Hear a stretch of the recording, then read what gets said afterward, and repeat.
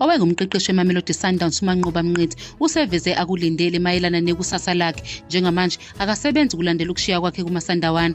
Mnqithi umataniswa namaqembu ahlukene kuBetway Premiership. Engxoxweni ekhethekile ngeSonto, Mnqithi uthe ufuna iqembu eliqhutshwa impumelelo, ubheke iqembu elinezinhloso ezinhle, elizimisele ngokuzuza izinto ezinkulu, elingagxili nje ekusindeni kwizembe noma ukuthola indawo ku-top 8 kuBetway Premiership.